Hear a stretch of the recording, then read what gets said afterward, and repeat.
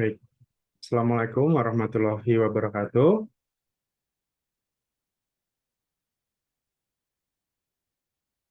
Selamat malam Bapak Ibu semuanya.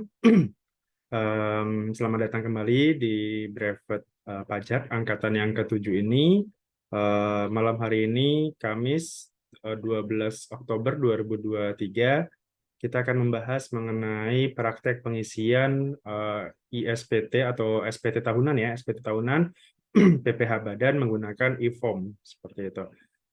Jadi kalau di pertemuan sebelumnya kita sudah membahas studi kasus ya PPh Badan yang lumayan kompleks juga seperti itu. Nah, kali ini bagaimana itu kita masukkan ke dalam SPT gitu ya, misalkan seperti itu. Gitu. Tapi tadi sudah saya kirimkan studi kasusnya yang mana relatif itu lebih sederhana ya dibandingkan dengan studi kasus yang kemarin seperti itu. Jadi biar biar ada, kalau kemarin kan omsetnya itu ratusan miliar ya. Nah, kali ini eh, omsetnya itu masih di antara 4,8 sampai dengan 50 miliar. Artinya nanti kita menggunakan penghitungan pasal 31E gitu ya. Jadi biar lebih gampang seperti itu dalam pengisiannya. Tapi secara umum eh, memasukkan hitung-hitungan yang sudah kita hitung ya, yang sudah kita hitung di studi kasus yang kemarin maupun yang malam ini nanti, secara umum cara pengisiannya itu hampir sama, letak-letaknya itu hampir sama. Hanya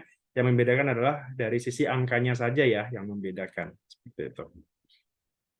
Oke, kita akan masuk ke penghitungannya terlebih dahulu.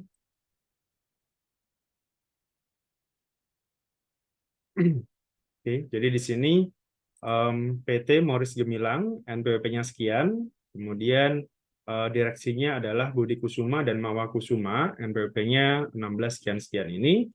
Kemudian yang nanti akan kita hitung adalah tahun pajak ya, misalkan ini ya, tahun pajak 2022 di sini.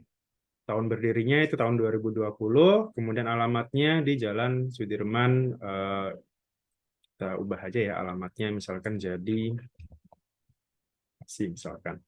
Oke, kemudian penyertaan sahamnya Budi Kusuma itu 80%, kemudian Mawakusumanya 20%. Total total penyertaan sahamnya itu adalah 1 miliar dengan masing-masing menyetorkan sahamnya itu sebesar 800 juta dan 200 juta di sini. Kemudian mereka juga dapat dividen ya, sharing dividennya itu ada yang 10 juta, ada yang 25 juta sekian. Nah, ini adalah identitas awalnya. Kemudian laba ruginya ini sederhananya seperti ini ya. Ini. Nah, ada penjualan kotor sebesar 10 miliar, kemudian ada retur penjualan 200 juta, potongan penjualan sebesar 50 juta, maka penjualan bersihnya itu adalah sebesar 9,75 miliar di sini. Kemudian setelah itu ada harga pokok penjualan, di sini ada pembelian, kemudian biaya transportasi, ada persediaan awal dikurangi persediaan akhir, biaya overhead, dan juga total pokok penjualannya itu kalau kita ini ya, jadi pembelian ditambah dengan biaya transportasi, kemudian ditambah dengan persediaan akhir, dikurangi ditambah persediaan awal, dikurangi persediaan akhir, ditambah dengan biaya overhead ya, biaya tenaga kerja pabrik misalkan seperti itu. Hasilnya adalah 6,82 miliar di sini. Kemudian laba brutonya berarti 9,7 ini dikurangi 6,8. Hasilnya adalah 2,93 miliar. Setelah itu ada biaya usaha umum ya, biaya administrasi dan umum, ada sewa gedung kantor, gaji tunjangan, penyusutan dan sebagainya. Total biaya administrasinya adalah sebesar 1,82 miliar. Kemudian selain itu ada juga perusahaan membukukan penghasilan dari luar usaha ya, itu antara lain pendapatan dari bunga deposito, pendapatan dari sewa tenda dan sound system, kemudian keuntungan atas selisih kurs sebesar 50 juta, total pendapatan di luar usahanya adalah sebesar 195 juta di sini. Kemudian ada biaya di luar usaha sebesar 50 juta di sini, 50 juta, dan biaya luar usaha lainnya, katakanlah di sini ada tambahan 20 juta gitu ya.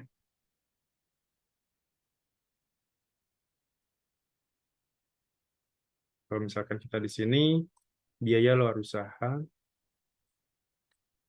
Oke.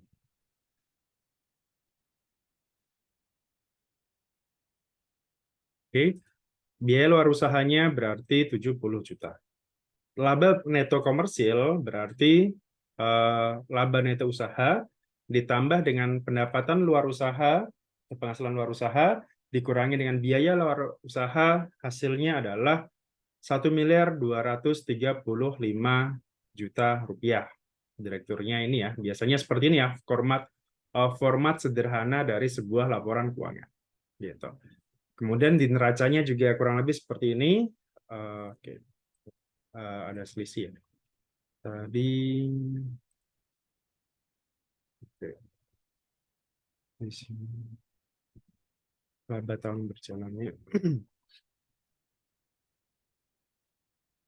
Laba tahun berjalan kalau ini 329. Oke, berarti ini kita kurangkan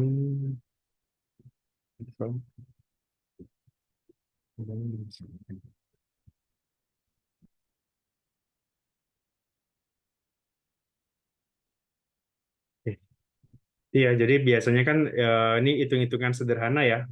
Aktiva dan pasiva kan harus sama ya. Jadi laba tahun berjalan itu kita ambil dari laba sebelum pajak ya di sini.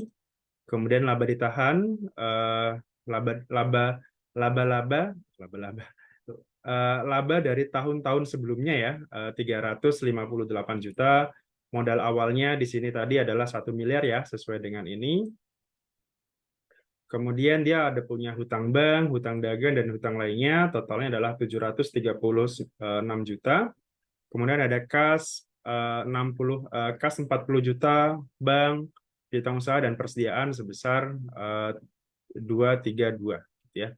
Kita cek di sini tadi ya, biasanya kadang-kadang, nah biasanya suka ini persediaan awal, persediaan akhir. Nah ini juga itu ya yang sering kena koreksi gitu ya. Misalkan persediaan di sini kan 232 ya.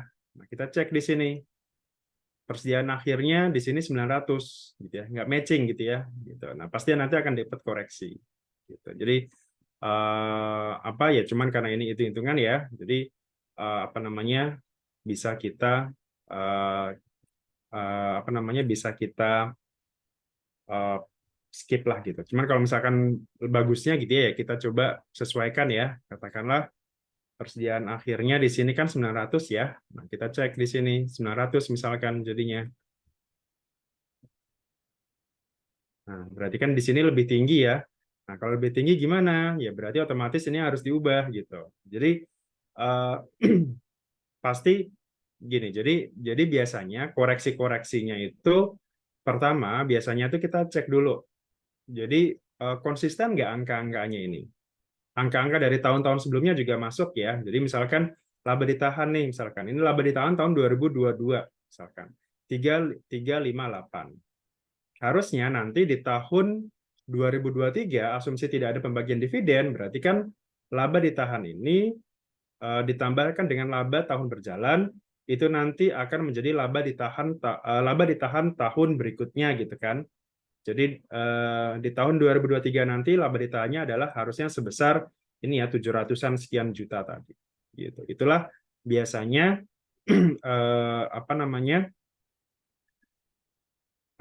konsistensi tadi ya, konsistensi. Tapi kalau misalkan dari awal misalkan tadi persediaannya 300 misalkan ini ya 323, sementara kita cek di sini persediaannya itu 900 juta, ya ini pasti nanti akan jadi objek koreksi.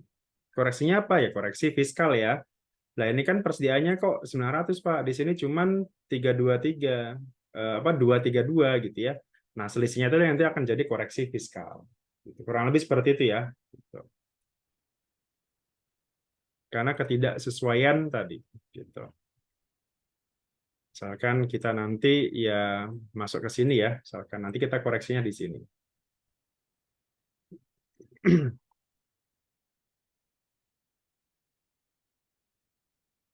Oke, nah ini tadi ya neracanya seperti ini. Kemudian soalnya adalah, iya, soalnya di sini ada keterangan-keterangannya ya. Jadi biaya penyusutan, kemudian biaya gaji, biaya lain-lain. Biaya penyusutan menggunakan metode garis lurus. Nanti kita hitung biaya penyusutannya seperti apa ya di sini. Kemudian biaya dalam biaya gaji terdapat biaya gaji pembantu rumah tangga sebesar 36 juta. Biaya lain dalam biaya administrasi yang tidak memiliki bukti sebesar 10 juta. Biaya PBB untuk pembayaran PBB gedung perusahaan dan 1,5 jutanya untuk rumah direktur. Dalam biaya sumbangan terdapat 5 juta untuk hari kemerdekaan dan 20 juta untuk sumbangan nasional. Oke. Biaya promosi yang memiliki daftar nominatif itu sebesar 20 juta. Dalam pembelian terdapat biaya untuk beli bahan baku renovasi rumah pribadi direktur sebesar 100 juta. Dalam HPP ya, dalam biaya HPP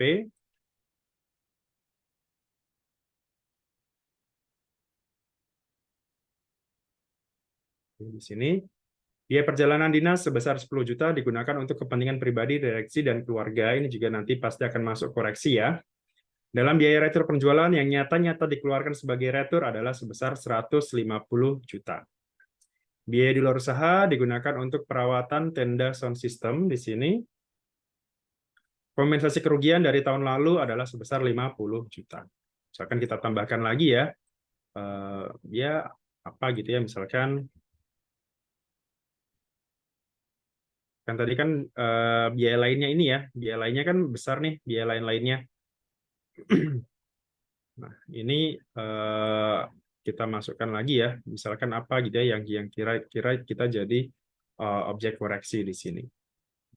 Biaya luar usaha misalkan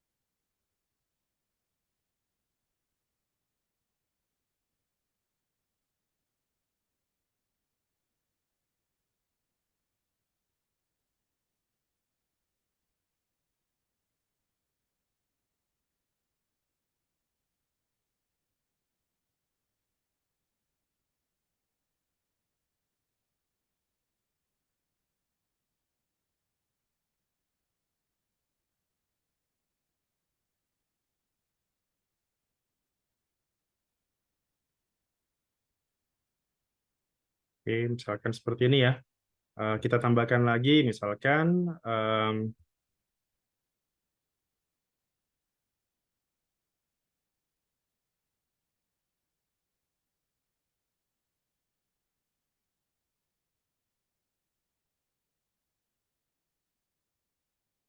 misalkan di sini biaya lain-lain pada administrasi dan umum, katakanlah.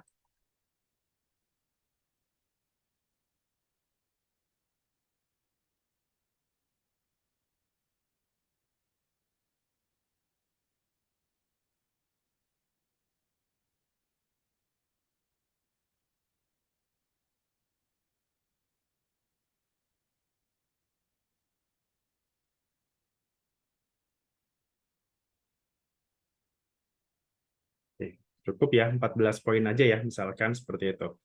Kemudian kredit pajaknya, misalkan tadi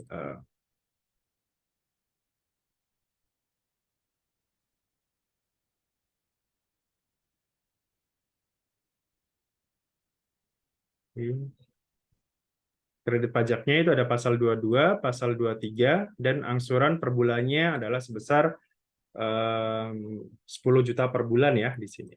Kemudian pertanyaannya adalah berapa laba fiskal tahun 2022 ya di sini. Kemudian berapa PPh terutang tahun 2022 juga. PPh kurang atau lebih bayar tahun 2022.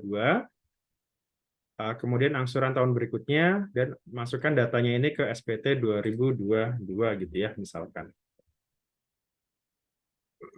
Oke, kurang lebih seperti ini ya cara apa studi kasus ya, studi kasus untuk yang PT Morris Gemilang ini. Gitu. Nah, dari sini tinggal pertama yang harus kita lakukan kan tadi ya. Pertama kita harus cari dulu nih berapa laba bersih fiskalnya. Gitu. Laba bersih fiskal berarti kita coba koreksinya ya, koreksi. Nah, biar mudah kita coba sandingkan ya.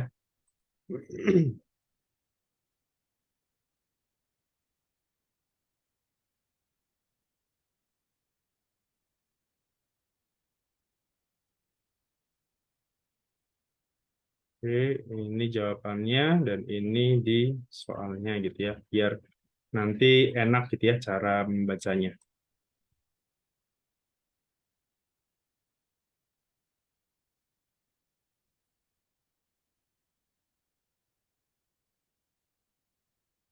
Oke, nah seperti ini ya kurang lebih angkanya sudah sama. Nah, kita coba cek. Oke, ini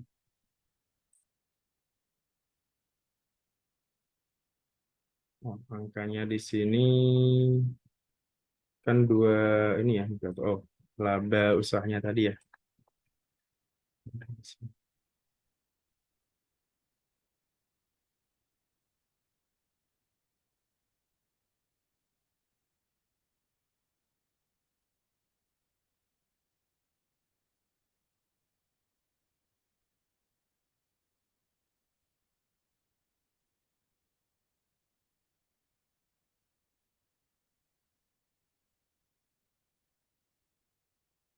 Oke,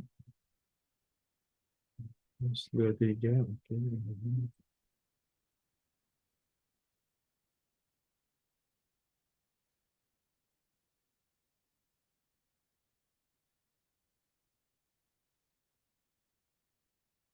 Oke, ini ya, kurang lebih hasilnya sama ya. Jadi pertama pastikan dulu koreksi komersilnya ya, sudah benar ya. Di sini 1.235 ya, laba bersih komersilnya sudah benar di sini. Nah, pertama kita harus cari dulu, paling atas dulu ya, di sini eh, biaya penyusutan nanti aja. Nah, ini dalam biaya gaji terdapat biaya gaji pembantu rumah tangga direktur sebesar 36 juta. Nah, artinya harus kita koreksi ya biaya transportasi di sini ya, berarti biaya gaji. Kemudian apa? Tadi ya, kalau misalkan gaji berkurang, gitu, biaya gajinya berkurang, itu berarti koreksinya positif ya, sebesar 38 juta, 36 juta di sini.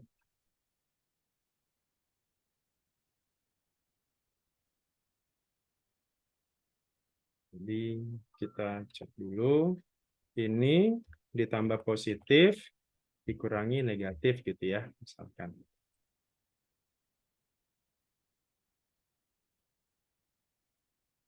Oke, ini juga sama.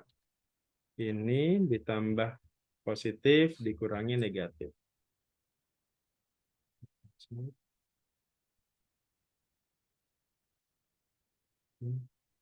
Oke, ini tambah. Oke, kita perbaiki dulu ini semuanya. Ini juga sama.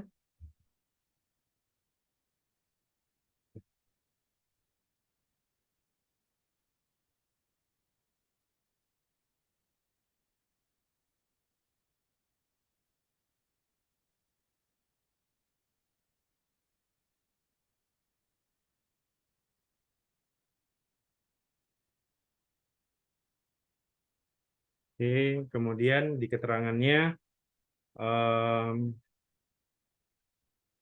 kita masukkan yang kemarin ya. Oh, maaf. Saya coba perbaiki dulu.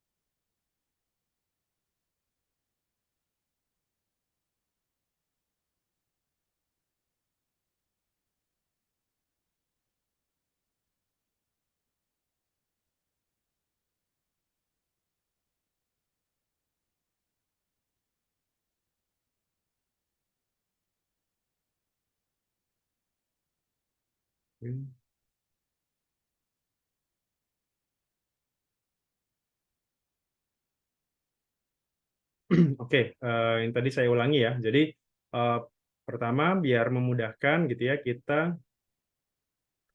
coba di sini antara soal ya, antara soal dan ini kita nanti. Oke, antara soal di sini dengan jawabannya nanti biar kita kanan kiri gitu ya, biar enak gitu. Terus pastikan juga laba bersih komersil di sini itu sudah sama dengan yang ada di soalnya nanti ya, gitu. Seperti ini. Nah, tadi ya ada pertama gitu. Di sini ada kalau dari sini di keterangannya biaya penyusutan komersil dan fiskal menggunakan metode garis lurus. Oke, ini baru keterangan awal dulu ya. Kemudian nomor 2 sekarang dalam biaya gaji terdapat biaya gaji pembantu rumah tangga direktur sebesar 36 juta. Artinya dia nanti akan dikoreksi positif. Di bagian mana? Di bagian gaji dan tunjangan ya di sini. Berapa? Minus 36 juta. Jadi ini karena sudah coba saya rumuskan ya. Jadi fiskal itu sama dengan kalau ini ya, jadi fiskal sama dengan komersil ditambah dengan positif dikurangi negatif seperti itu. Jadi biar karena ini minus gitu ya, otomatis kan ini jadi berkurang seperti itu. Nanti kalau di bagian pendapatan ya dia akan plus seperti jadi tandanya menyesuaikan aja ya. Jadi kalau pendapatan dia tandanya plus, kalau di bagian biaya dia tandanya minus seperti itu. Jadi biar rumusnya bisa terpakai. Kemudian nomor 3, biaya lain dalam biaya administrasi tidak memiliki bukti sebesar 10 juta. Ya, nah di sini biaya lainnya ya. Oke. Oh, bentar.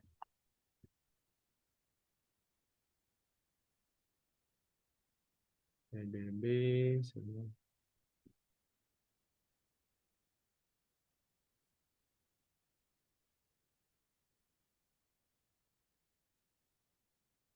Oke, ada dalam biaya lain-lain juga di sini koreksinya. Jadi biar gampang kita tambahkan apa ya? Oke, nanti ini nanti dulu ya biaya lain-lain karena ini paling bawah. Kita coba lagi biaya PBB untuk pembayaran PBB gedung perusahaan itu sebesar di sini PBB sebesar 15 juta, tapi dari 15 juta ini 1,5 jutanya itu untuk rumah pribadi direktur. Nah, berarti kan kita harus koreksi ya sebesar 1,5 juta. Nah, di sini sama ya seperti yang kemarin. Jadi kita coba bikin alokasinya ya. Jadi ini nanti memudahkan kita untuk kira-kira ini nanti diletakkan di mana ya di bagian SPT tahunannya. Misalkan ini tadi kan biaya dibebankan untuk kepentingan pemegang saham ya, kita masukkan ke sini. Kemudian yang tadi PBB juga sama ya, di sini kita masukkan ke sini ya. Oke. Terus berikutnya dalam biaya sumbangan sebesar dalam biaya sumbangan di sini biaya sumbangannya sebesar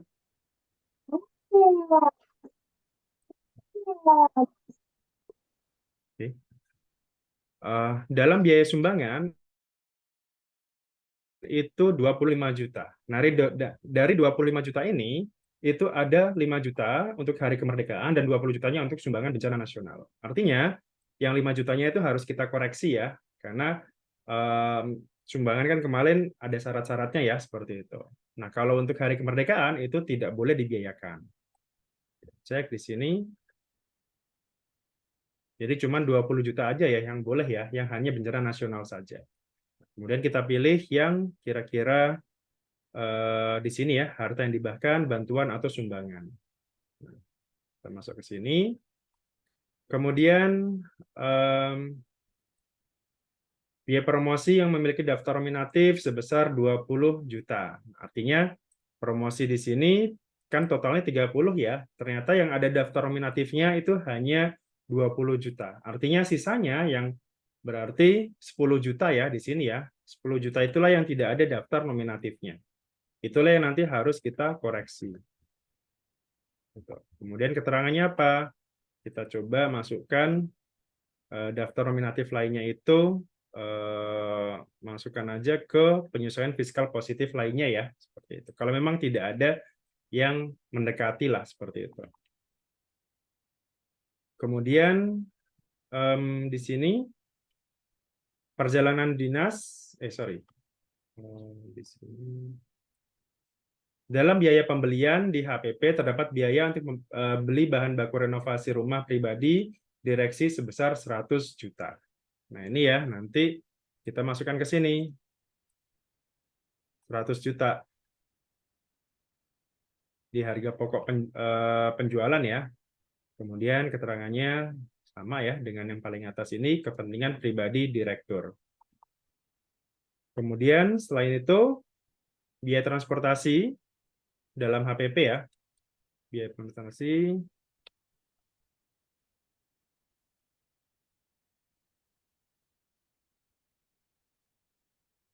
sebagian dalam biaya ini transportasi dalam biaya HPP sebagian digunakan untuk biaya reparasi mobil pribadi direktur sebesar 25 juta. Nah, ini nggak boleh ya, karena dia pribadi. Kayak ini harus dikoreksi juga. Terus alasannya sama ya, alasannya juga masih yang ini. Kemudian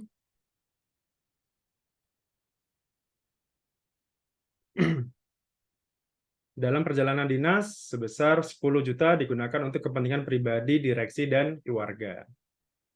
Perjalanan dinas di sini masuk 10 juta ya, kita koreksi.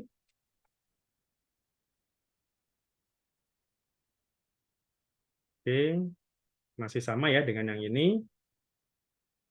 Jadi kenapa saya buat ini sama seperti di SPT nanti? Karena nanti biar memudahkan ya, kita harus alokasikan kira-kira ini kemana gitu ya, misalkan. Gitu. Jadi di SPT itu kan nanti larinya kan akan ke koreksi fiskal ya. Di nanti kita coba buka SPT-nya langsung ya. Kita balik lagi ke sini. Oke. Nah, setelah itu, setelah perjalanan dinas, nah ini dalam biaya retur penjualan yang nyata-nyata dikeluarkan untuk retur adalah sebesar 150 juta.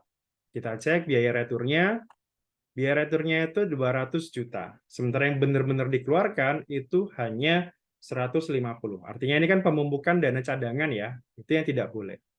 Nah, berarti yang kita koreksi di sini adalah positif ya, minus ya di sini ya.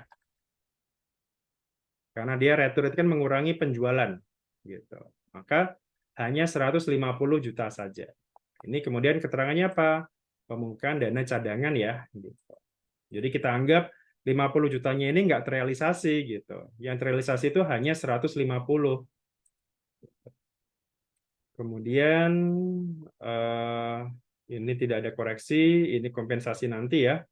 Dalam biaya luar usaha lainnya terdapat biaya bunga bank atas tabungan yang disimpan di bank. Nah, ini juga harus kita koreksi ya. Kenapa?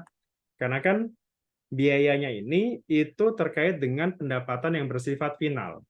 Kan bunga tabungan itu kan final ya 20% pajaknya. Artinya atas pendapatan ini itu kan biasanya ada biaya administrasi di bank gitu kan, biaya admin segala macam. Nah, anggap aja setahun itu dia di sini sebesar 5 juta. Nah, itu yang harus kita kurangi gitu. Alasannya apa? Karena dia bersifat final gitu.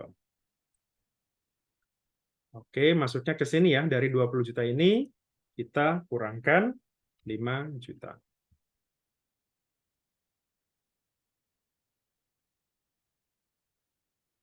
Oke. Kemudian apa ya? Karena kan harusnya final ya, cuman karena di sini nggak ada, jadi ya sudah, fiskal positif lainnya aja masuk ke sini. Kemudian kemudian ada lagi ya yang kita cek di sini pendapatan dari bunga deposito itu kan final ya, jadi harusnya ada lagi ya di sini ya.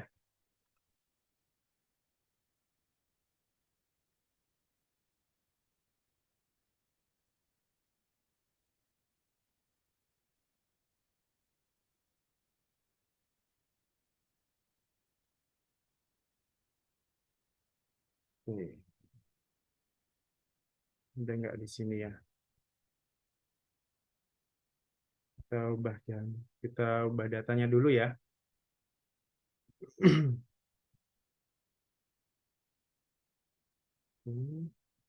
Biar enak caranya di sini. Pendapatan dari bunga deposito ini kita masukkan ke yang paling bawah tadi ya, bersifat final di sini penghasilannya. Ini juga nanti kalau ini biaya tetap masukkan ke sini aja ya. Oke. Pendapatan sewa tanda dan sound system ini harusnya tetap ya, nggak ada masalah. Keuntungan selisih kurs juga harusnya tidak ada masalah ya, karena dua-duanya dimasukkan sebagai penghasilan non final nanti. Perawatan sound system juga sama ya, tidak ada masalah. Kenapa? Karena kan biaya ini dikeluarkan untuk mendapatkan pendapatan yang bersifat tidak final. Artinya ini boleh-boleh saja dibiayakan gitu. Yang nggak boleh adalah biaya tersebut kalau misalkan digunakan untuk memperoleh penghasilan yang bersifat final. Jadi contohnya kita punya usaha kos-kosan misalkan. Nah, biaya untuk kos-kosan tadi itu tidak boleh dibiayakan. Kenapa? Karena kos-kosan itu kan kenanya PPh final ya gitu. Atau sewa ruko lah, sewa ruko itu kan final juga seperti itu. Jadi tidak boleh dibiayakan.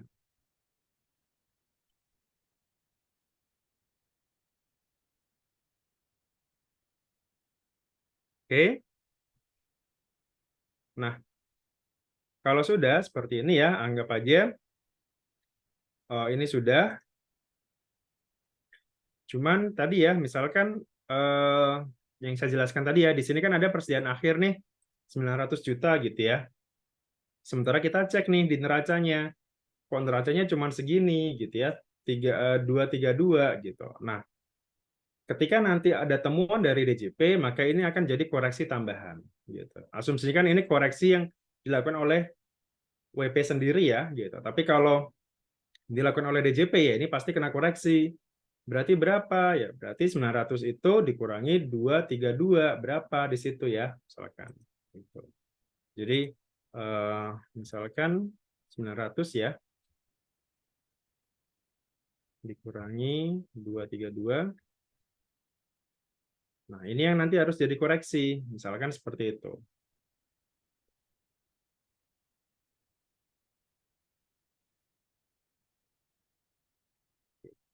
Ini ya. Kemudian dasarnya apa? Dasarnya ya apa namanya? Kalau di sini kalau yang tidak ada ya misalkan apa nih? Ya berarti masuknya ke posisi fiskal positif lainnya saja. Gitu. Jadi keterangan tambahnya lagi karena dia tidak sinkron ya antara neraca dan laba rugi. Makanya ketika buat laporan keuangan itu jangan ngasal juga ya. Oh pokoknya ya udahlah template-nya seperti ini gitu ya misalkan gitu. Padahal ya apa namanya? Ketika AR-nya gitu ya, ketika AR-nya meneliti laporan keuangan, dia pasti akan melihat nih polanya seperti apa. Pola di persediaannya atau misalkan cek juga gitu ya. Misalkan gini, PT Morris Gemilang ini adalah terkait dengan jasa misalkan. Jasa. Misalkan dia jasa ya. Apa usahanya jasa. Tapi kok ada persediaan besar gitu. Padahal kan harusnya tidak ada persediaan di situ. Jasa itu kan harusnya tidak banyak persediaannya. Kecuali kalau dia dagang ya, dagang mungkin banyak persediaan. Tapi kalau jasa itu kan harusnya tidak besar gitu. Itu ya biasanya ceknya dari situ. Atau misalkan ini katakanlah hutang dagang misalkan. Hutang dagang 200 juta di sini. Kemudian cek di apa namanya? Di banknya misalkan gitu. Atau di sini deh misalkan. Dia hutang bank itu misalkan 500. Sementara di banknya sendiri dia punya kas sebesar 550. Nah, pertanyaannya ngapain dia pinjem bank 500 sementara dia punya uang juga di sini gitu. Kita tempatkan di sini misalkan. Atau katakanlah di sini aktivanya misalkan. Dia aktivanya adalah 2 miliar misalkan. 2 miliar pada saat dicek di lapangan aktivanya harusnya tidak sebesar ini. Gitu ya. Atau ternyata penyusutannya tidak sebesar ini misalkan 230 misalkan. Itu juga akan jadi pertanyaan gitu. Jadi biasanya dimulai dari neraca, paling gampang menjadi temuan itu pasti di sini. Ini yang paling gampang. Kemudian persediaan juga ya, persediaan itu karena dia tidak berdiri sendiri gitu ya, misalkan gitu. Kas juga nanti akan menjadi pengaruh gitu. Akan dilihat gitu ya, kira-kira banknya ini misalkan oke, hutang bank untuk apa gitu. Kalau hutang bank misalkan oke, Pak, ini kan benar Pak, hutang bank 500. Kemudian dalam posisi utang itu kami letakkan semuanya di sini misalkan. Nah, terus pertanyaannya ngapain kalian hutang 500 toh pada akhirnya tetap dimasukkan di bank juga seperti itu. Ya kan ini sebenarnya masuk dari bank gitu ya. Kemudian masukkan lagi ke bank. Terus buat apa? Dia pinjem gitu ya. Sementara kan dia pasti dapat bunga kan gitu. Dia harus bayar bunga dan dia dapat bunga di sini. Nah, seperti itu ya. Nah, kalau misalkan jawabannya katakan, oh iya Pak, ini nanti buat persediaan misalkan. Buat pembelian persediaan atau buat pembelian aset misalkan. Itu lebih masuk akal dibandingkan misalkan dia punya hutang bank tapi ternyata persediaannya kecil atau asetnya kecil gitu ya gitu. Yang dibesar malah yang ini. Ya buat apa seperti itu. Buat apa kita punya uang, kita sederhananya kita pinjam di bank terus kita diamkan aja di bank gitu ya. Ya buat apa? Toh tiap bulan kita harus bayar bunganya kan gitu. Ya mending kita putar uangnya dalam bentuk pembelian persediaan atau pembelian aset seperti itu. Itu lebih menghasilkan dari sisi perusahaan gitu. Itu mungkin apa ya, pola pikir sederhana ya seperti itu. Kemudian laba rugi juga sama ya, yang biasanya akan jadi temuan itu adalah terkait dengan ini tadi ya, persediaan awal, persediaan akhir. Persediaan akhir di tahun 2022 itu otomatis akan menjadi persediaan awal di tahun 2023. Nah, kadang-kadang nggak matching karena mungkin yang bikin beda orang gitu ya, misalkan gitu. Ya, ini misalkan 900 2022. Di tahun 2023 persediaan awalnya bukan 900, tapi misalkan ini jadi 120. Nah, itu akan jadi temuan. Selisihnya sebesar 300 juta itu pasti akan jadi temuan. Lah kok nggak matching seperti itu. Kemudian biaya overhead pabrik misalkan. Ini segini. Atau pembelian misalkan. Pembelian itu pasti nanti akan diekualisasi dengan PPN. Ini kan asumsinya ya, asumsinya kan ini masuknya PPN semua nih. Pembelian bahan gitu kan, PPN. Nah, nanti akan diekualisasi. Pajak masukannya berapa di PPN, bener nggak kurang lebih sama dengan ini. Kalau selisih dikit, itu mungkin ya ada pajak yang bisa jadi pembeliannya non PKP misalkan, atau non PPN misalkan, itu bisa-bisa saja. Tapi kalau selisihnya gede misalkan, nah itu pasti akan jadi temuan. Kalian belinya di mana misalkan seperti itu. Walaupun tadi ya bisa dijawab juga, iya Pak, kami belinya. Jadi biasanya pembelian di sini itu lebih besar dibandingkan di PPN misalkan. Karena mungkin iya Pak, karena apa namanya, kami belinya ini ke pedagang yang bukan PKP misalkan. Artinya kan mereka nggak mungut PPN. Makanya PPN-nya pajak masukannya jadi lebih kecil. Nah itu ya salah satu poin-poin kritis di laporan keuangan. Gitu. Koreksi-koreksinya seperti itu. Nah, kita coba masuk lagi ya ke jawabannya tadi ya. Oh, bukan ke sini berarti. Nah, ke sini ya kita akan masuk karena ini sudah selesai laporan ininya, fiskalnya. Nah, kita cek di sini kira-kira oke, kok jadi lebih kecil.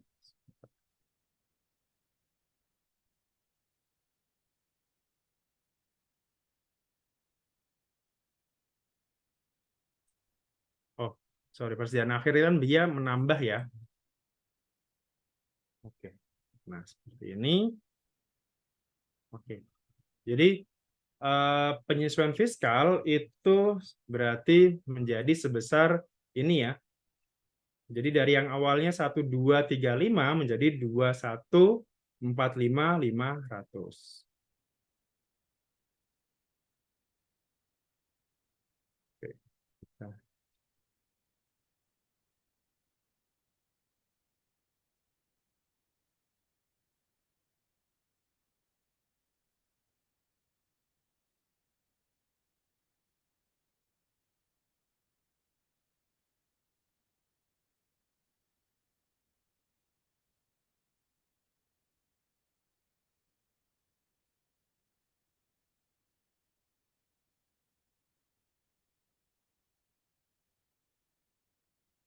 Oke, oh ya, terus ini tadi ya, harus kita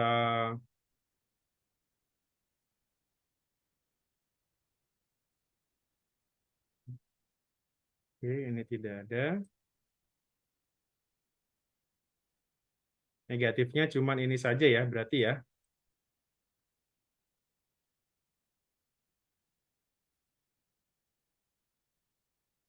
Oke, kalau sudah tidak ada koreksi lagi gitu ya, misalkan bruto ini sudah oke, tidak ada koreksi. Terus ini juga tidak ada koreksi.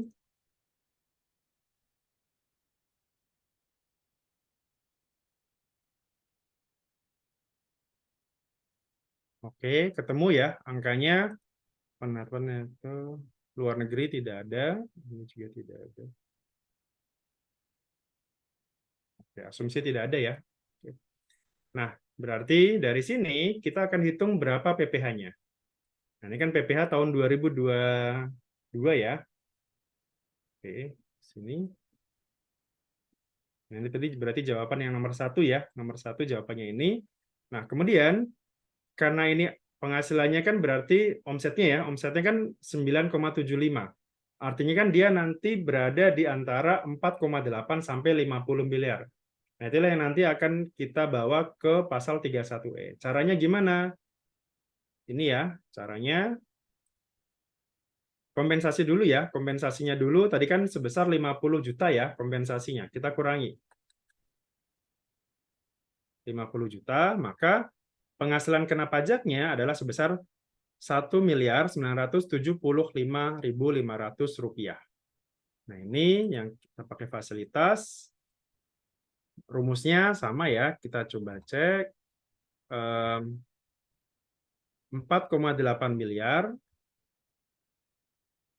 kita bagi. Nah, kita baginya, jangan lupa ya, kita baginya adalah penjualan bersih di sini, plus biaya luar usaha. Sorry, pendapatan luar usaha. Yang komersil ya, jadi dua-duanya itu komersil. Seperti ini.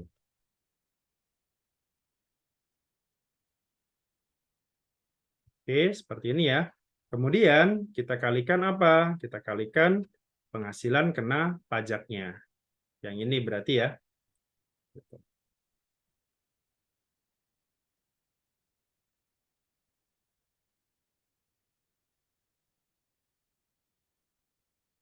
Kita coba salah rumus. Ini harus di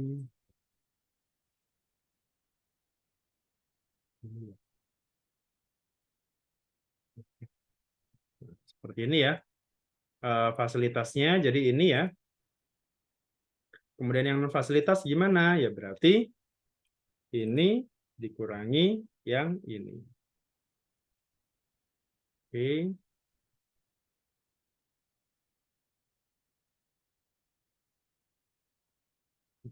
Kalau sudah berarti ini kita kalikan 11%, ini kita kalikan 22%.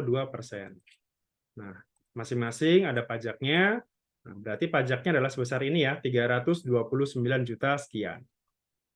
Nah, dari sini tinggal kita sesuaikan, kurangi kredit pajak di sini. Kredit pajaknya tadi kan ada pasal 22 ya, kita coba cek lagi.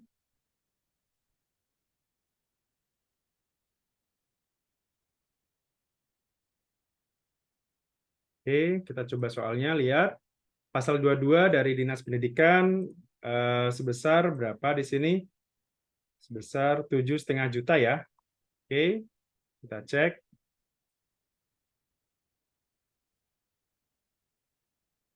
Ini 7,5 juta. Kemudian pasal 23 ini ya, atas jasa sebesar 20. Pasal 22, sorry, pasal 23 sebesar 20 juta atas transaksi sebesar 10 miliar ya.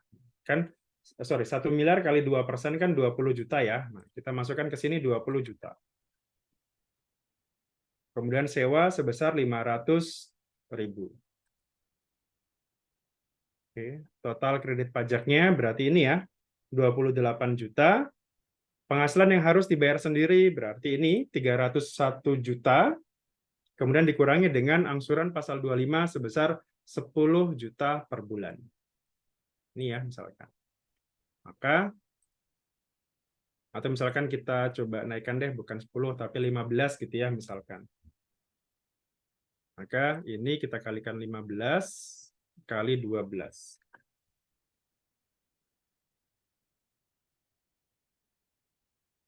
Oke. Nah, kurang bayarnya berarti sebesar ini ya, 121 sekian juta ini. Ini adalah PPh pasal 29-nya. Kemudian untuk penghitungan angsuran tahun 2022 gimana? Nah, ini berarti kita cek ya di sini. Pertama adalah penghasilan neto fiskal tahun sekarang ya, tahun 2000, ini kan berarti tahun 2023 ya, misalkan. Berarti kita coba penghasilan neto fiskalnya itu sebesar tadi ya, neto fiskal ini. Kemudian penghasilan yang tidak teratur. Nah, tidak teratur ini kita bisa tentukan sendiri ya, kira-kira apa saja misalkan. Anggap aja di sini pendapatan dari sewa tenda misalkan. Anggap aja ini semuanya tidak teratur ya, dua ini. Keuntungan selisih kurs dan sewa tenda ini. Nah, kita kurangi di sini.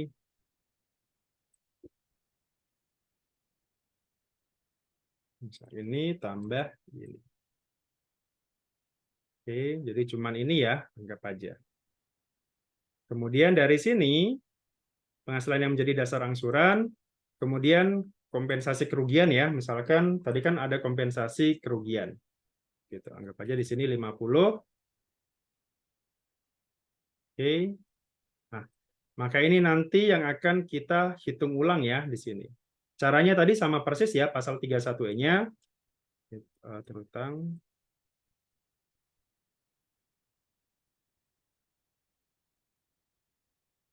Pasal 31E. Ini juga sama ya, PPh terutang, pasal 31E.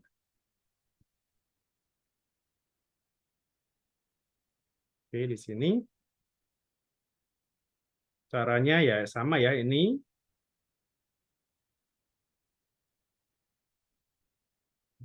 Ini ya.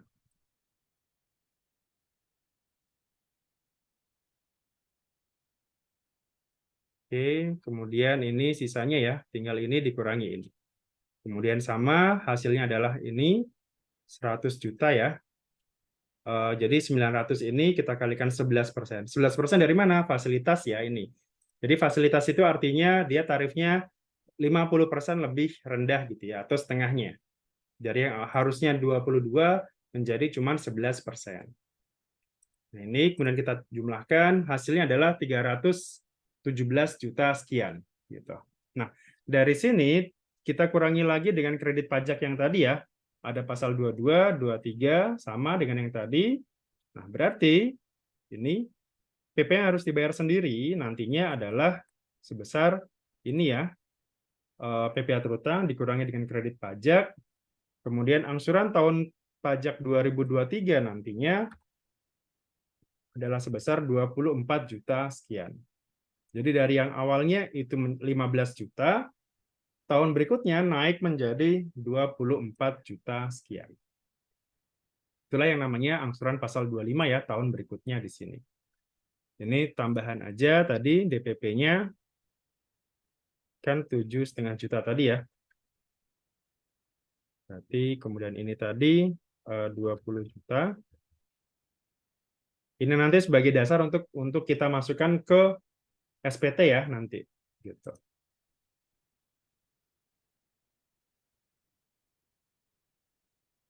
Seperti ini. Oke, nah kalau seperti ini sudah selesai, nah tinggal terakhir, langkah terakhir berarti ini ya tadi ya, masukkan data itu ke SPT tahunan. Nanti ini saya siapkan e-form-nya dulu ya, e-form-nya, kemudian nanti kita akan isi, masukkan angka-angka ini nanti ke SPT tahunan. Gitu. Saya save dulu.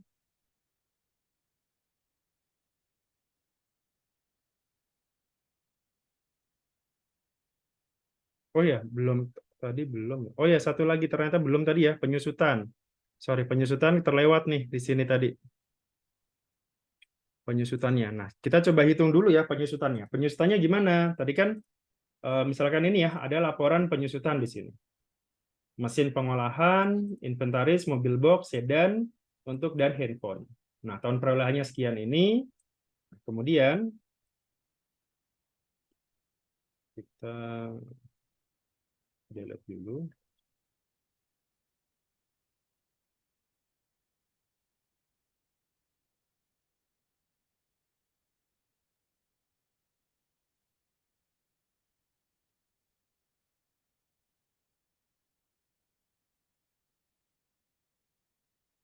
Kita masukkan lagi ke sini. Ini. Oke, kita masukkan tadi ya, karena tadi. Nah, sudah. Nah, ada satu yang penyusutan yang belum tadi ya, laporan penyusutannya ini. Jadi penyusutannya kita coba, misalkan asetnya adalah ini semua. Nah, kemudian laporan komersilnya katakanlah ini gitu ya, misalkan. Masa manfaat komersil misalkan ini 10 tahun, masa fiskalnya 8 tahun. Inventaris kantor ini 4 tahun sama 4 tahun. Mobil box juga sama ya, ada yang 10 tahun, sementara fiskalnya 8 tahun. Nah, ini kita hitung dulu penyusunan fiskalnya. Ini asumsinya karena ini kebetulan misalkan semuanya di Januari ya, jadi ya udah, ini 2020, nah berarti tinggal kita bagi saja ya, misalkan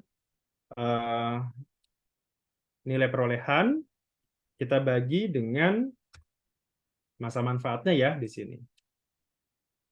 Oke.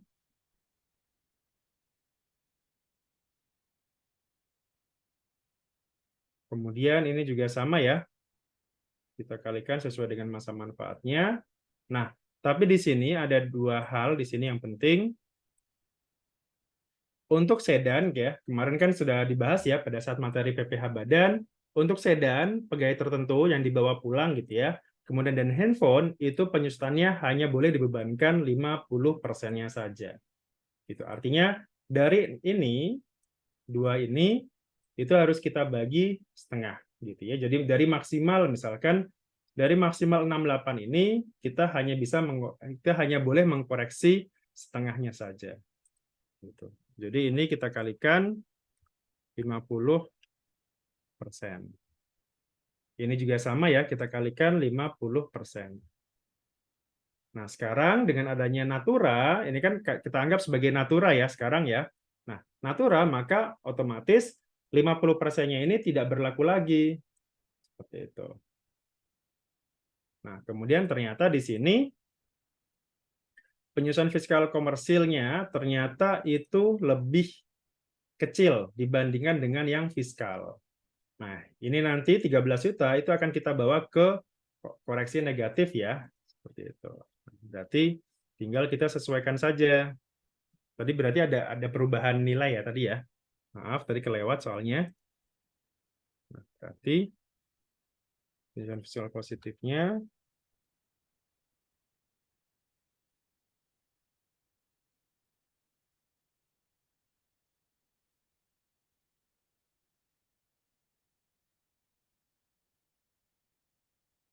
oke, harusnya ini negatif ya.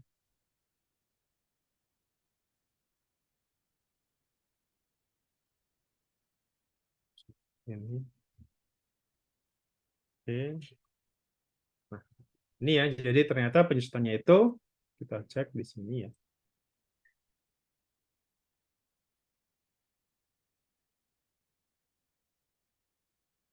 Data validation lagi.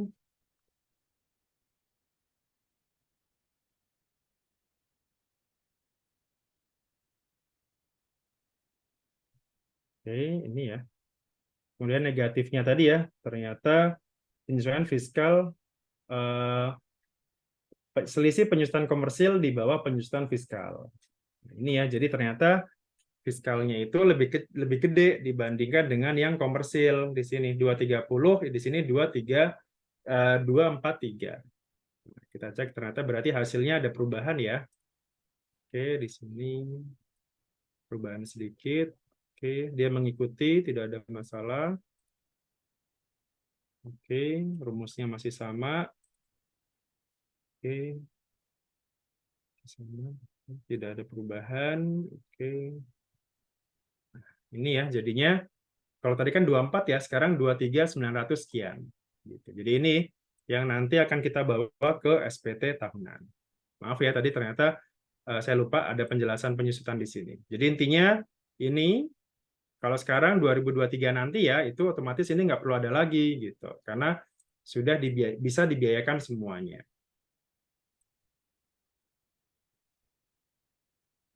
Oke, sampai sini silakan kita diskusi terlebih dahulu sebelum kita masuk ke sesi berikutnya untuk eh, pelaporan SPT ya, pengisian di SPT tahunan.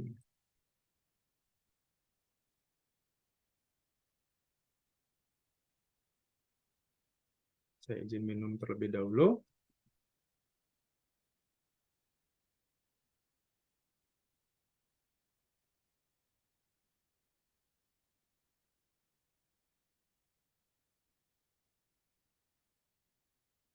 Kalau tidak ada, kita lanjut ke pengisian.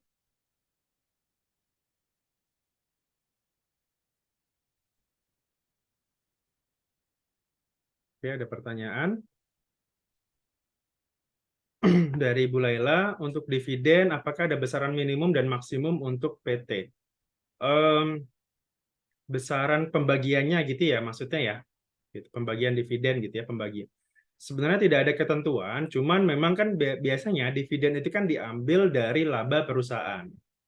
Nah, tinggal ya suka-suka perusahaan sebenarnya dia mau bagi dividen kapan dan berapa. Misalkan katakanlah dividen itu 10% dari keuntungan misalkan. Ya silakan saja, boleh-boleh saja gitu. Jadi untuk batas pembagian dividennya sendiri itu tidak ada ketentuan gitu. Suka-sukanya. Jadi tapi kan dividen itu biasanya dibagikan pada saat dia laba ya. Nggak boleh dibagikan pada saat dia rugi. Gitu. Jadi dividen itu diambil dari laba. Ada juga perusahaan misalkan apa namanya bertahun-tahun nggak bagi dividen ya nggak masalah juga gitu. Ada yang tiap tahun bagi dividen ya silakan juga. Gitu. Kemudian pertanyaan kedua dari Ibu Laila, untuk HPP perusahaan jasa, apakah biaya transportasi karyawan bisa masuk HPP? Karena perusahaan mengganti biaya transportasi, parkir, bensin, dan sebagainya masing-masing karyawan.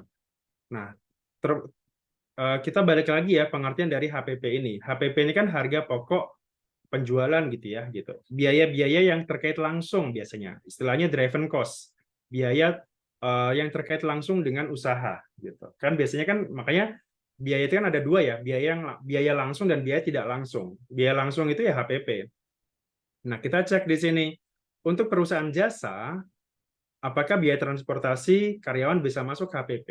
Nah kira-kira eh, transportasi karyawan ini termasuk biaya langsung nggak terkait dengan jasa tadi?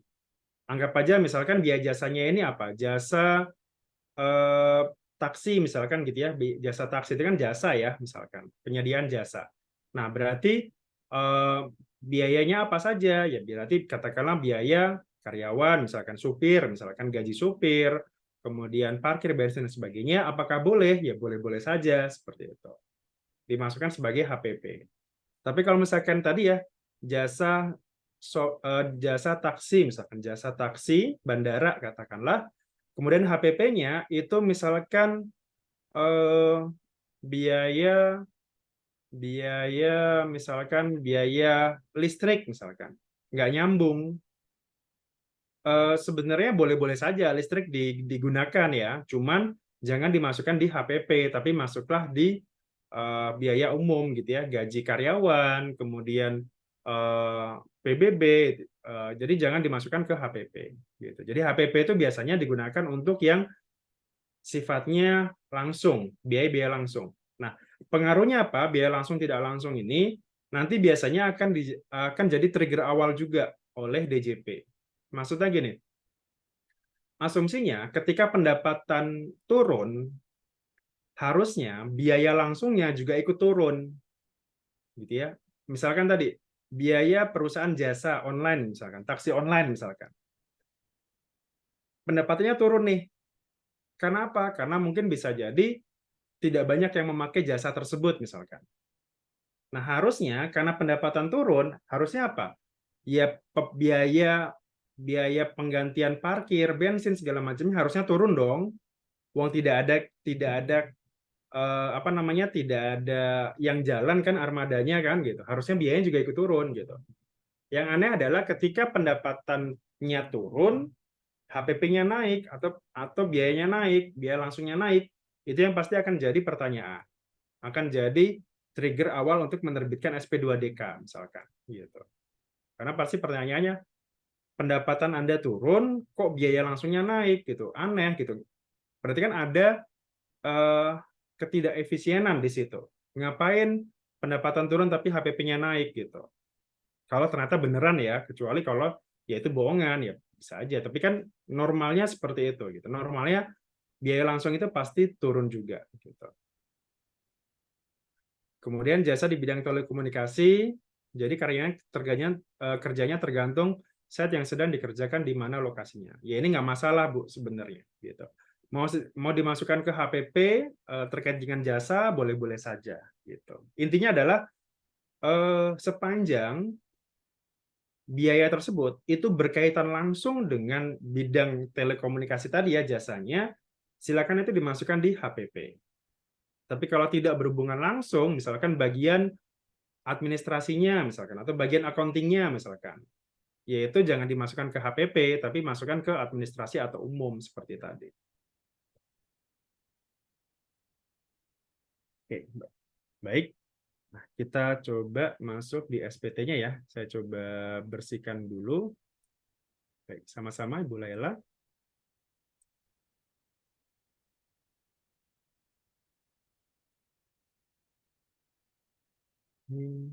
Kita coba.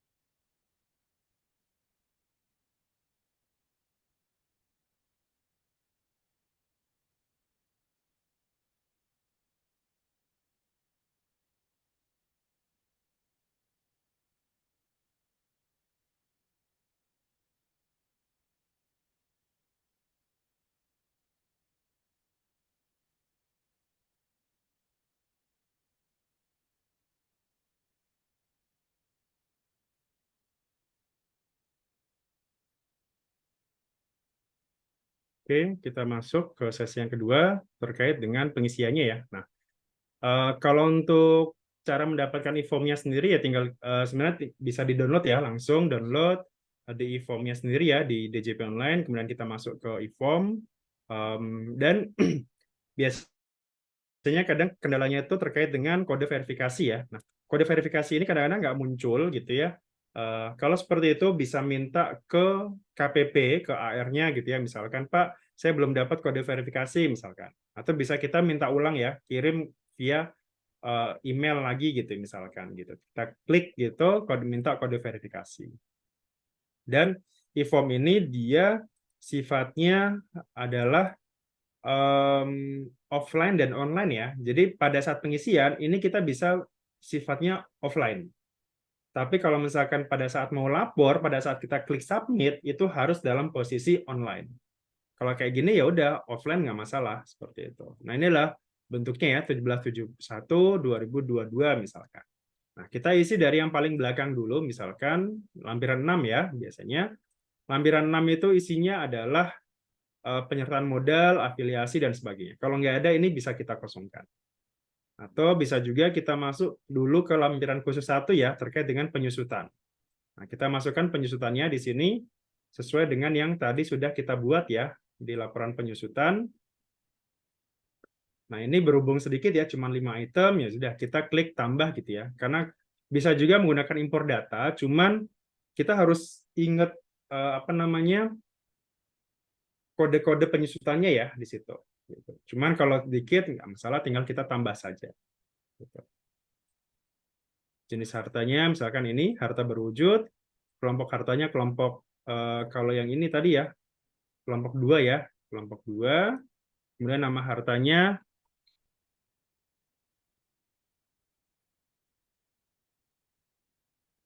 makanan, kemudian bulan perolehan, bulan 1, tahun berapa? 2020 ya. Harga perolehannya 800. Kemudian nilai sisa buku fiskal awal tahun.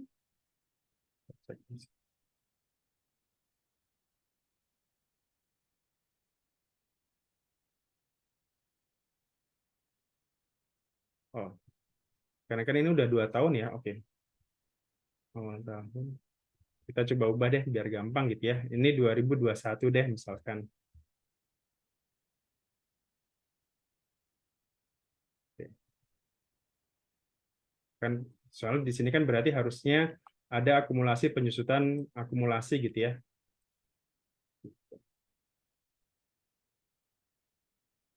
Kita ganti ke 2021. Oke. Nah, kemudian nilai buku awalnya berarti 700 juta. 700 dari mana? Ya berarti ini 100 ini ya 800 dikurangi 100. Kenapa kok cuma 100? Kan ini tahun pajak, ini kan tahun pajak 2022 ya. Nah, sementara harga perolehannya atau tahun perolehannya itu di tahun 2021. Artinya cuma selisih setahun. Kalau 2 tahun ya berarti ini ya, 600 gitu ya misalkan. Cuman tadi kita pilih gampang dulu, ini 700 gitu ya. 800 dikurangi 100. Oke, kemudian metode penyusutan fiskalnya, ini tadi kita pilih yang garis lurus, sama ya dua-duanya. Kemudian penyusutan fiskal tahun ini manual ya, jadi nggak otomatis, jadi kita isi di sini 100 juta. Kemudian catatannya bisa kita strip aja ya, yang penting ada karakternya. Gitu. Oke, kita masukkan lagi yang harta yang kedua. Masih sama ya, kelompoknya adalah kelompok 1 sekarang. Perabot, kemudian inventaris, dan perolehannya 1 juga, 2021. Harga perolehan 100 juta. Kemudian nilai buku awalnya itu 75 ya. Garis lurus. Ini 25. Strip. Kemudian balik lagi.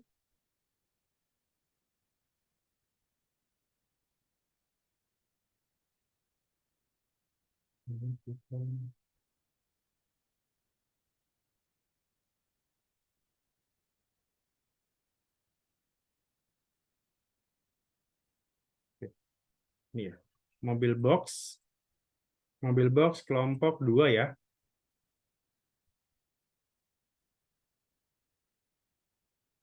Perolehannya 1, 2021 juga. Nilainya 640. Kemudian buku fiskalnya 80. Kemudian ini 100 garis lurus sama kemudian 80. Oh, sorry. 80-nya itu oke, ini yang 80. Kemudian yang sedan ya, sekarang kelompok 2 sedan.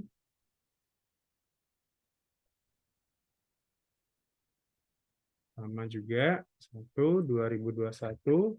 Jadi misalkan 2021 itu dia beli aset gitu ya misalkan. Kemudian 550 nilai buku fiskalnya 5 Tadi ya, karena cuma 50% ya di sini, jadi kita tulis 34,375. Kemudian terakhir kelompok 1.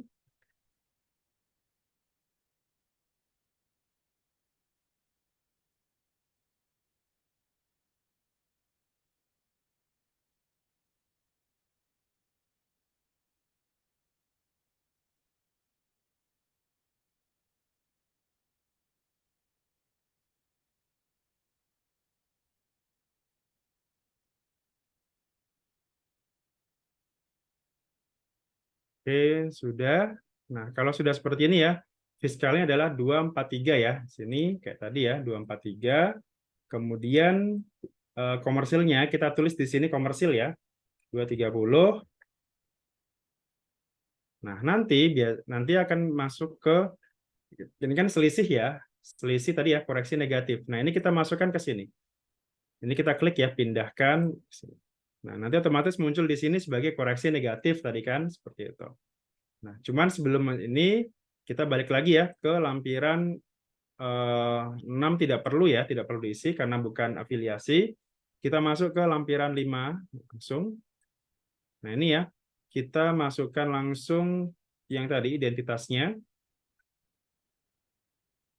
Tadi kan ada pemegang sahamnya di sini ada nama Budi Kusuma ya. Kemudian perumahan nama ya perumahannya misalkan dia di Bekasi gitulah ya. Kemudian ini NPP-nya.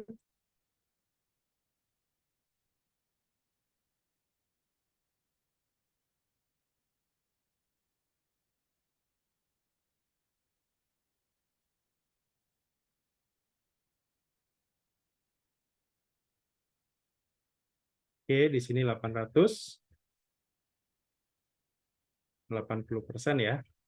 Kemudian dividennya berapa tadi ya? Ada dividennya di sini 90 misalkan.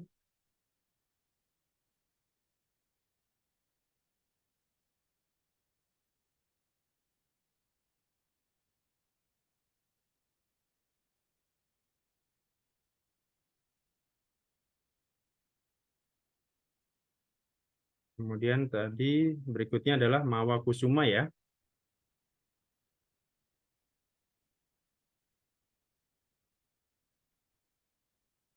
Dan PP-nya tadi adalah 16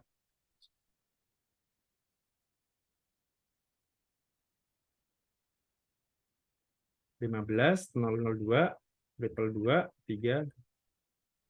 Ini bodong ya PP-nya, jadi karena ini offline jadi nggak masalah. Nah, pastikan di sini 100 ya. Jadi kalau kurang dari 100 atau lebih dari 100 dia masih warna merah. Jadi pastikan itu 100% gitu.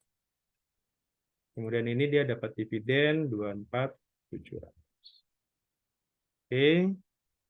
Nah, berikutnya direksi ya di sini. Direksinya kan sama tadi ya. Budi direktur dan komisaris gitu ya. Nah, ini kita masukkan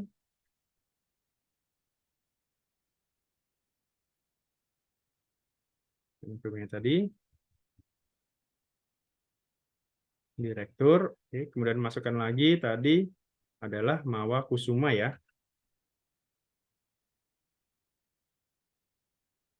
Komisaris.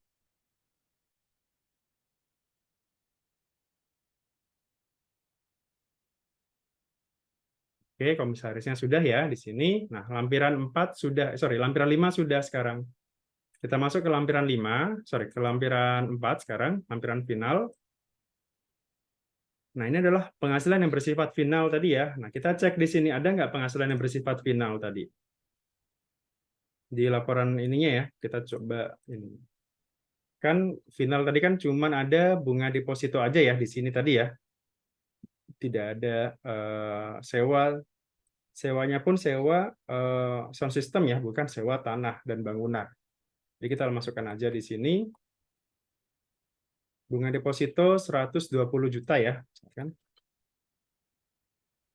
Oke, tarif bunga deposito itu 20% ya bunganya. Langsung aja 20%. Oke. Tanpa tarif ya, sorry, tanpa persentase. Seperti itu. Oke, seperti ini. Kalau ada yang lainnya, tinggal kita tambahkan lagi ya, misalkan penjualan saham dan sebagainya. Gitu. Kemudian dari sini, kita ada nggak penghasilan lain ya, misalkan di sini bersifat non-objek pajak gitu ya, misalkan kayak kemarin dividen. Nah, dividen berarti masukkan ke sini nanti, penghasilan yang bukan objek pajak gitu. Ini ya dividen misalkan. Sekarang dividen yang bukan menjadi objek pajak. Masukkan ke sini nanti dividennya. Oke, ini tidak ada, cuman ini aja ya pendapatannya tadi. Oke, ini.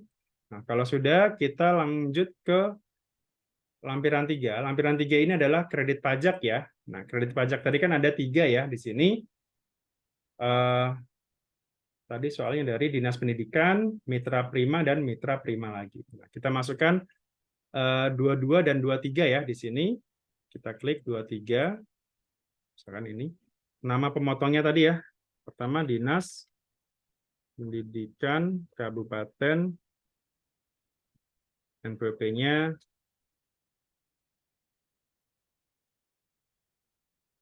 Kemudian kita cek di sini pembeli atas. Nah ini ya, kita nggak bisa di itu ya. Jadi kita. Nah ini pembelian barang oleh bendaharawan. Nah kita pilih yang ini ya, karena pasal 22. Objeknya tadi adalah ini ya, fungsinya tadi ya, ini untuk menentukan berapa DPP-nya. Kalau 7,5% berarti DPP-nya berapa? Ya berarti kalikan 100 dibagi 1,5%. 1,5% itu adalah tarifnya ya, tarif untuk pasal 22. Nah, kita masukkan di sini 500. PPh output-nya 7,5 juta. Kebanyakan. Nomor bukti potongnya ada di soal. Ini.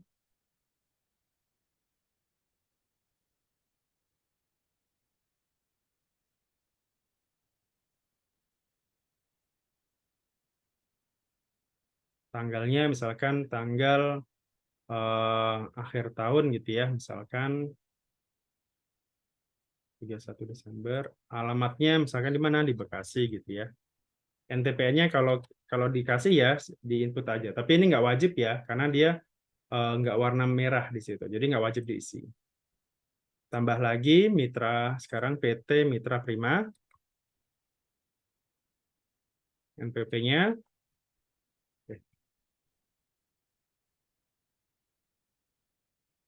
Ini atas jasa ya tadi ya. Oh, sewa dulu. Nah, sorry, ini atas sewa. Nah, jasa pasal 23 itu di bawah ya. 23 atas jasa di sini. Kemudian tadi DPP-nya 1 miliar ya. Sorry. Ini yang atas jasa ya. Oke, jasanya 1 miliar. Ini 20. Ada nomornya nggak? Kalau nggak ada, ini. Kalau nggak ada bukti potongnya, langsung ya. Asumsinya ini akhir tahun juga, misalkan. Alamatnya kasih. Oke, terus berikutnya, ini biasanya nomor bukti potongnya ya. Bukti potong itu biasanya angka random ya. Misalkan seperti ini. Terus terakhir lagi tadi ya sama PT Mitra Prima.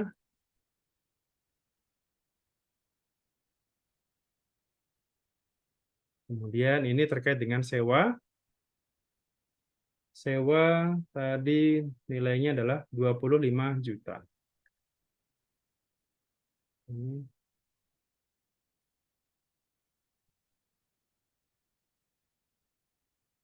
Oke.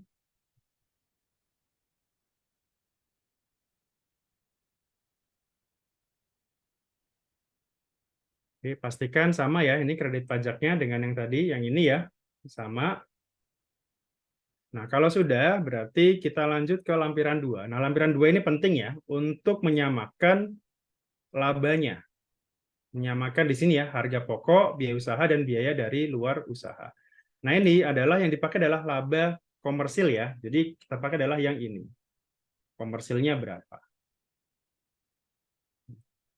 Dari sini aja. Berarti, nah ini ya, HPP-nya misalkan. HPP kita tulis di sini pembelian misalkan. Pembelian kan di sini 6 miliar ya. Nah, kita tulis di sini 6 miliar.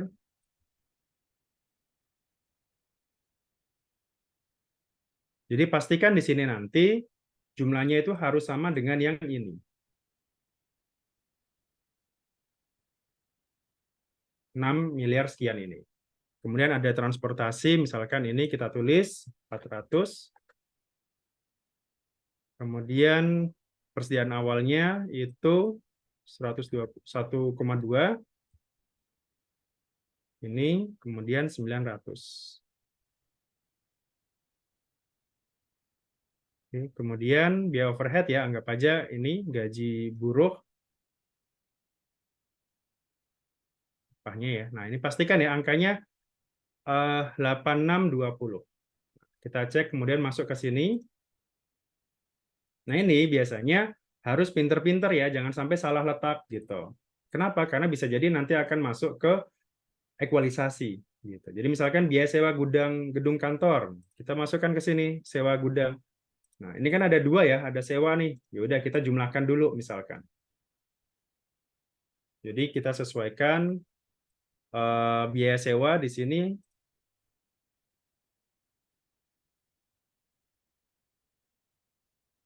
Ini ya, misalkan sewa tambah sewa. Oke. Nah, 420 ya, kita masukkan ke sini sewa. Yang sini ya, jangan yang sini. Gitu, 420.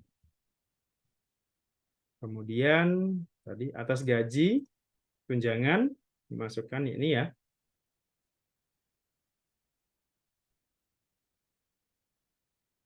Kemudian penyusutan. Nah, ini penyusutan 230. Oke. Terus pastikan angkanya harus sama dengan ini intinya. Kemudian ada perjalanan dinas, sewa, listrik, PBB, sumbangan, ada nggak sumbangan? Nggak ada. Promosi ya, ada promosi.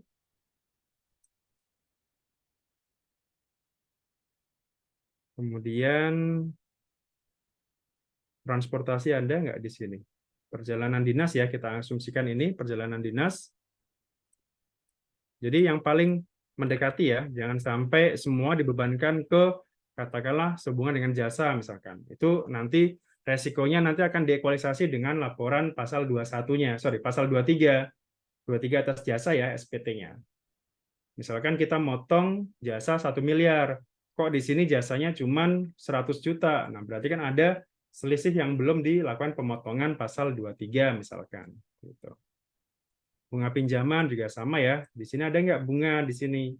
Bunga pinjaman itu kan objek pasal 23 ya. Nah, itu harus kita jelaskan kok beda misalkan gitu. Listrik, PBB, sumbangan promosi ya. Nah, kalau nggak ada yang ini ya udah kita masukkan aja ke lain-lain semuanya ya. Misalkan berarti masuk ke listrik, PBB, sumbangan, dan lain. 200 ya, misalkan kita masukkan ke sini 200. Oke, 281820 ya, udah benar. Nah, kemudian kita cek yang terakhir, biaya sound system dan 50 ini, misalkan ya udah kita masukkan aja kemana? Lain-lain lah ya, misalkan totalnya itu 70 ya.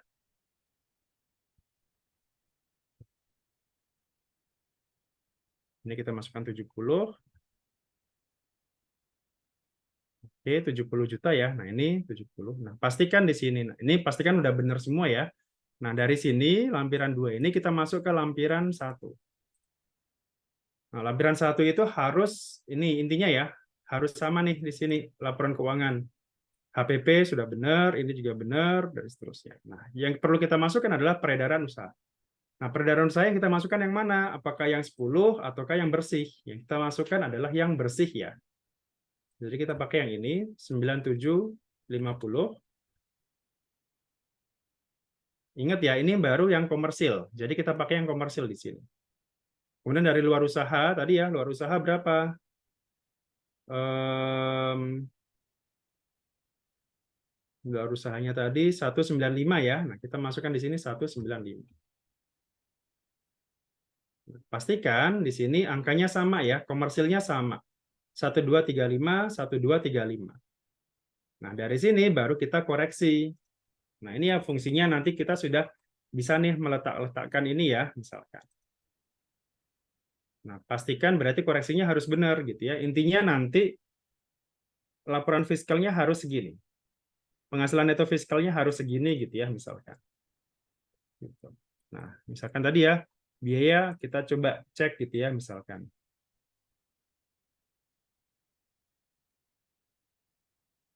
Oke.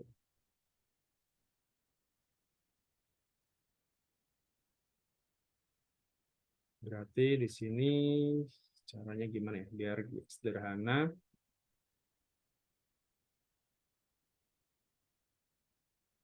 Ini tambah ini, tambah ini, tambah ini, tambah ini. Oke, gitu ya. Oke, kita masukkan ke sini 172.500. Kemudian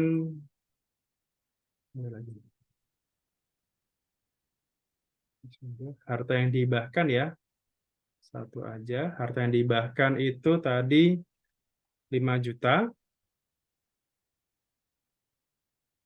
Masuknya ke sini.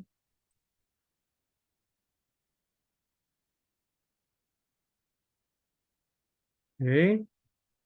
Pemasukan dana cadangan tadi di atas ya. Ini 50 juta.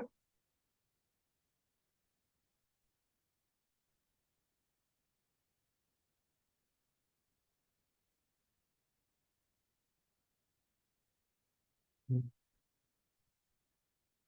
120 finalnya kita masukkan dulu ke sini ya. Yang deposito tadi 120.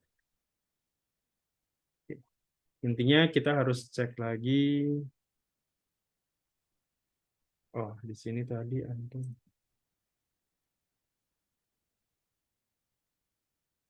Fiskal positif lainnya ya, kita coba. Pertama, ini. Sorry.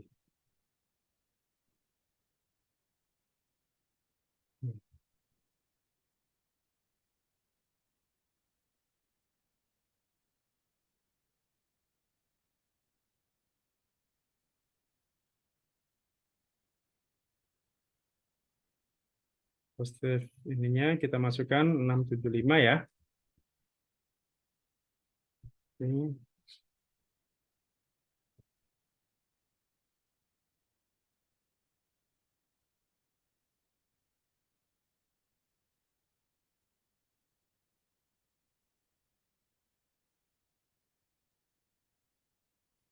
12 kurang dikit lagi. Yang mana ya ini ya? Ini masih ada.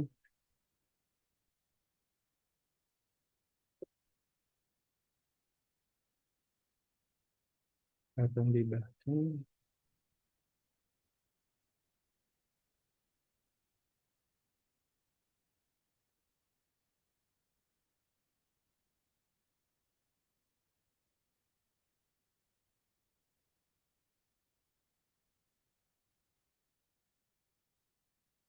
Oh, positif lainnya ini tadi ya. Oh, ternyata masih ada lagi. Kita tambah 5 juta ya di sini ya. Berarti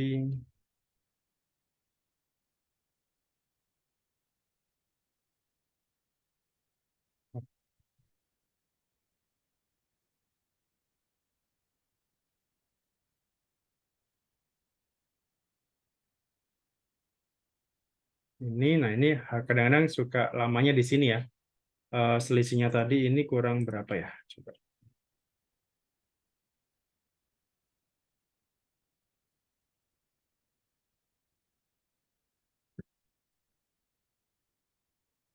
5 juta ini yang mana ya? Kan,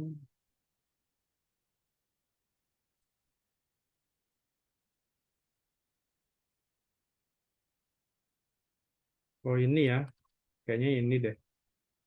Ini yang kurang tadi ya. Oke. Jadi,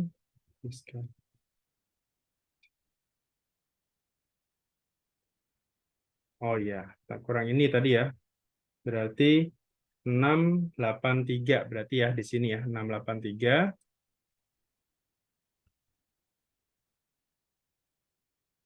Oke, nah kalau sudah benar seperti ini, nah ini berarti ya anggap aja ini balance ya. Kalau di akuntansi sudah balance 2 miliar 12 juta sekian. Nah, kita bawa ke induk. Nah, ke induk itu tinggal kita lampirkan saja. Induk, nah ini ya, tinggal kita hitung saja pajaknya ya. Misalkan, kemudian kompensasi ya. Oh ya, ini belum kita isi kompensasi tadi ya. Kita klik kompensasi dulu yang ini. Oh, kita tulis dulu. Misalkan hari ini. Oke, kita masuk ke kompensasi dulu ya. Nah, ini kompensasi tahun 2022 kan kita tulis ya di sini sebesar 50 juta. Oke, sudah. Kita balik lagi ke lampiran induk tadi. Masuk ke sini. Nah, harusnya angkanya udah benar ya. Ini kalau bisa dicek di sini. Ini ya. 32755360075. Nah, seringkali kadang berbeda dengan angka hitung-hitungan sendiri. Kenapa? Karena seringkali orang itu tidak memasukkan penghasilan di luar usaha ini. Padahal ini harus masuk. Nah, berarti ini kalau sudah sama ya, 327.075 ya, ini sudah sama. Oke, clear. Kredit pajaknya juga clear. Yang harus dibayar sendiri 299. Nah, kemudian kita masukkan tadi ya, angsuran pasal 25-nya sebesar 180 juta. Nah, kita masukkan di sini 180. Oke, 19 juta ya kurang bayarnya. Kita cek lagi yang tadi ya. Ini udah benar. Nah, kemudian kita lunasi tanggal berapa gitu ya misalkan. Oke, kemudian lanjut ke penghitungan tahun berikutnya ya tadi ya. Kita cek di sini, lanjut. Nah, kadang-kadang ini juga masih sering beda ya dengan hitung-hitungan kita misalkan. Gitu.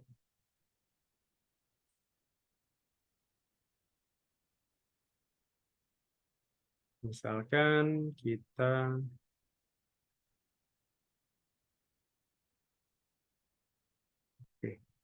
penghasilan yang menjadi dasar penghitungan ya, kita klik di sini, kita coba lagi. Yang menjadi dasar penghitungan,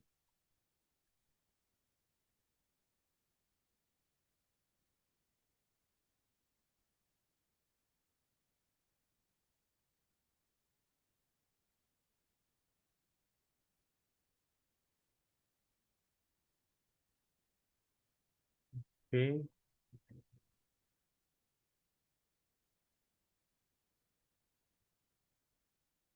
oke, dasar penghitungan masuk ke yang ini ya,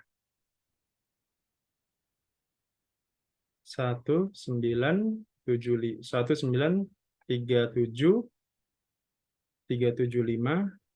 Oke, tap di sini. Kompensasi kerugiannya, misalkan ini nggak usah ya, berarti kita close. Oke. Kemudian PPA terutangnya, oke benar ya, 323.363.375 ya, benar ya. Ini kemudian kredit pajak tahun lalu yang atas yang termasuk dalam angka pasal 14E ini yang dipotong oleh pihak lain. Intinya yang ini ya, misalkan kita kurangi aja sama lah dengan yang tahun ini ya, misalkan 28 nih. Nah, berarti nah ini ya angkanya sama ya hitung-hitungan kita. 24, 6, 13. Kita coba saya besarkan. Nah, ini ya, 24, 6, 13, 6, 15. Nah, ini sama. Ini final yang deposito tadi ya, 24 juta ini deposito yang tadi. Oke, nah kalau sudah seperti ini, tinggal kita laporkan saja, sudah kita isi semuanya. Di sini jangan lupa ya, centang untuk yang tidak ada hubungan istimewa.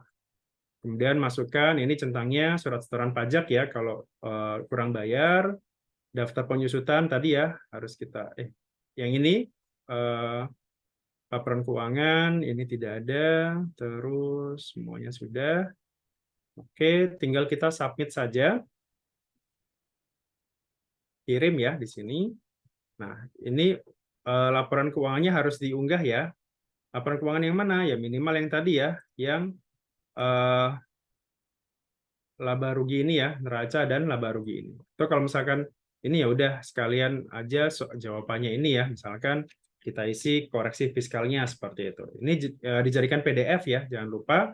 Terus file maksimalnya adalah maksimal di sini 20 mega ya, 20 mega. Kemudian jangan terlalu panjang juga filenya, jadi misalkan laporan keuangan apa gitu ya misalkan. Terus ini sebelum lapor kan harus bayar dulu ya, kurang bayarnya tadi kita tambah tanggalnya misalkan tanggal sekarang. Kemudian jumlah bayarnya harus sama ya, NTPN-nya ya sesuaikan ya dengan NTPN-nya. Jadi harus bayar dulu, baru nanti lapor gitu ya.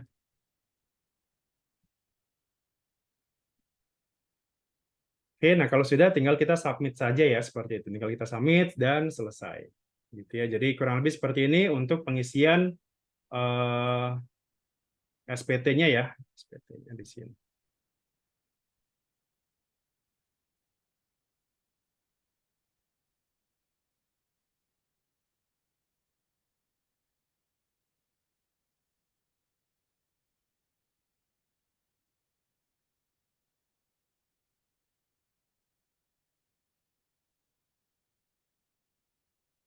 Oke, dari sini ada yang mau ditanyakan, silakan.